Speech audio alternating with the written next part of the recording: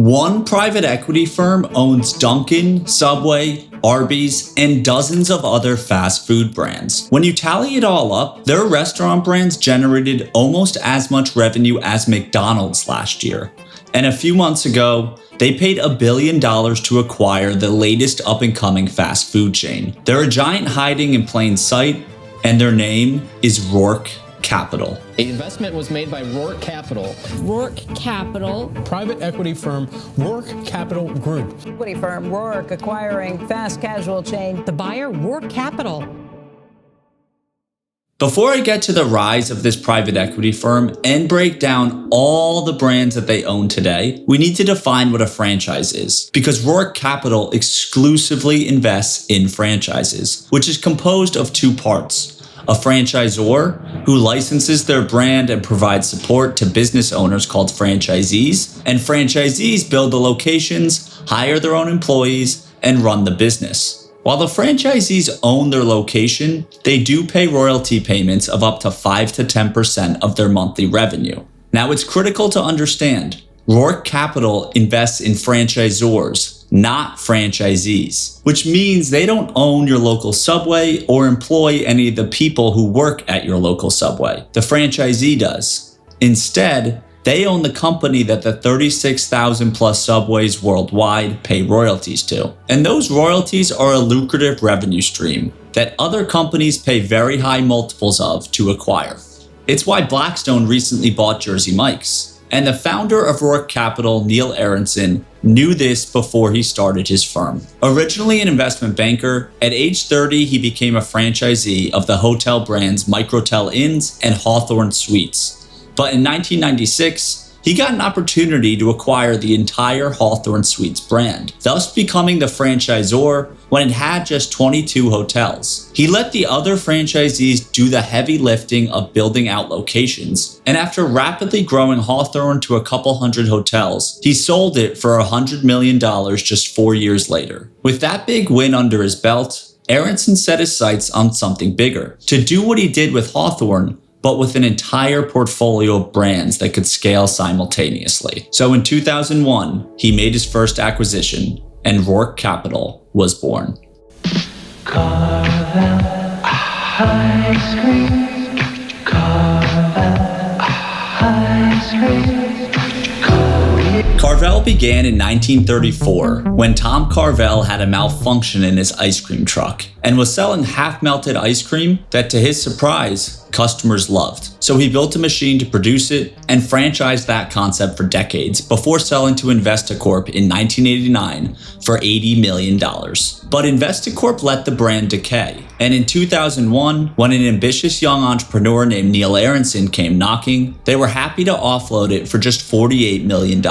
A big loss for Investacorp, but an opportunity for Aronson, as Carvel had about 400 locations, primarily in the Northeast. A few years later, Aronson then acquired Cinnabon for $30 million, which, much like Carvel, the brand's trajectory wasn't great at the time. This defined the early years of building Roark. They'd acquire brands you've probably heard of, but at the time were stagnant or underperforming. But the momentum that Aronson generated by acquiring these brands led to a turning point in 2008, when he announced Roark Capital raised $1 billion to acquire more franchisors, which is a good time to cover quickly how private equity firms even work. They raise money from investors, then use that money to buy companies, ideally increase their value, then sell them for more money than what they bought them for. For Roark Capital to acquire the brands we've already discussed, Aronson had raised $413 million. By proving this initial acquisition prowess, he was able to raise that $1 billion fund to open the floodgates on more acquisitions. They'd go on to acquire franchisors like Wingstop, Auntie Anne's, and a massive $130 million cash deal for Arby's in 2011. They also began playing outside the restaurant space during this time.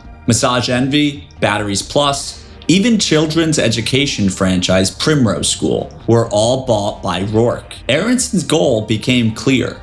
He wanted to be the master of franchising at large, not just restaurants. But to get to the unfathomable scale their portfolio is at today, he'd need more money, which is why over the years they've raised more and more capital with each subsequent fund. Today, they're in the process of raising a sixth flagship fund of another $5 billion. But as things stand, Roark Capital today is already a monster whose reach extends to franchises of nearly every industry. Aronson's firm has historically been in the background, a giant that's been hiding in plain sight. But at a certain point, you're too big to hide. Equity firm Roark acquiring fast casual chain Dave's Hot Chicken in a $1 billion deal. Dave's Hot Chicken began franchising in 2019 and rapidly scaled to 300 locations. I tell the full story of that brand in a separate video, which is an amazing tale of 4 childhood friends who started the business with just $900. But as of June of this year, they were gobbled up by Roark Capital, the latest brand to be added to their trophy cabinet.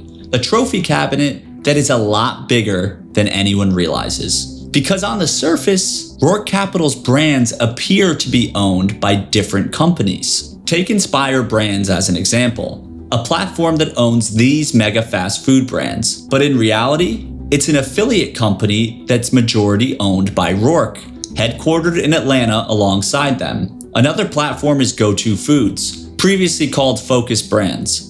They too own many popular restaurant chains. Yet again though, it's a subsidiary of Roark Capital. And this is just the tip of the iceberg. There's many platform companies in the franchise world, like Driven Brands, which owns 8 franchises and 4,800 locations in the auto repair space. Youth Enrichment Brands, that has a handful of franchises serving children across sports and music. ServiceMaster, a holding company that acquires franchises in many home service sectors. But when you look at who owns these platforms, it all rolls up to Roark Capital. And combined, they have some serious scale. The way Roark is quietly attached to seemingly every franchise platform kind of reminded me of this scene from Succession. I have a shell company attached to his private equity fund. I'm a parasite on a parasite. And the Roark virus goes well beyond platforms as well. They bought all of these brands on an individual basis. While Subway is the most well-known of this group, lesser-known brands like the education franchise Mathnasium still quietly has over 1,000 locations across the country and cost Roark roughly $100 million to acquire. In total, these brands contribute another 10,000 plus locations to the Roark empire. And I'm sorry to do this, but there's actually one more platform they're involved with. Purpose Brands, the owner of Anytime Fitness, Orange Theory, and a bunch of other health and wellness brands.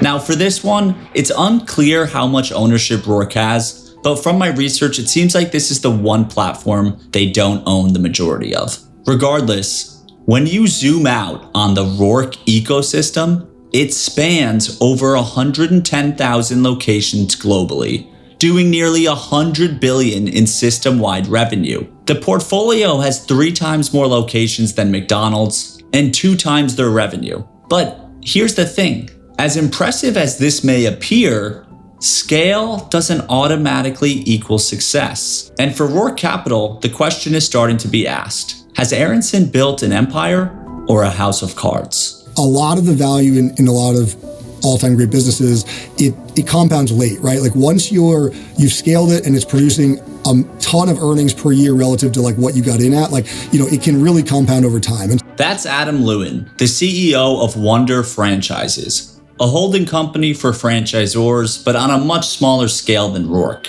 He knows far more than me about the world of private equity, and as a guest on my franchise podcast, was explaining how the majority of your returns can occur in the later years of an investment, which may sound obvious to some extent, but given the typical PE firm usually sells their investments every 4 to 7 years, they're missing that late compounding that Adam was talking about. Now, in the context of Roark Capital, they're a bit peculiar in the world of private equity, because outside of a few notable exits, like taking Wingstop public in 2015, selling their stake in Cheesecake Factory in 2021, or selling Fast Signs back in 2014, Roark still owns almost every investment they've made, including Carvel, which is where the firm started nearly 25 years ago. So perhaps they're aiming for that incredible compounding that can happen later on in an investment. But when I look at their portfolio, particularly the restaurants, many of them have notably lost quality over the years. And it shows in the data,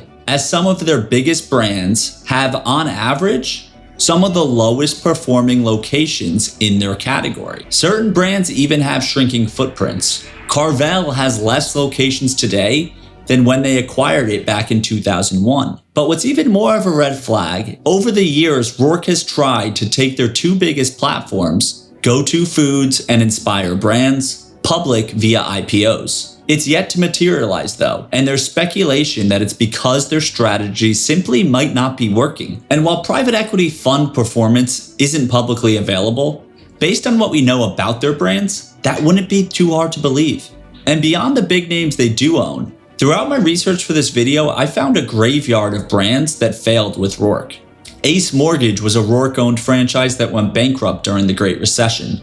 A few years before that, a garden retail chain in Georgia went bankrupt within 3 years of Roark buying them. This one went to court, which Roark settled for about $3 million because there was suspicion of deliberate asset stripping. They also randomly bought Atkins and a few other companies that have faded away.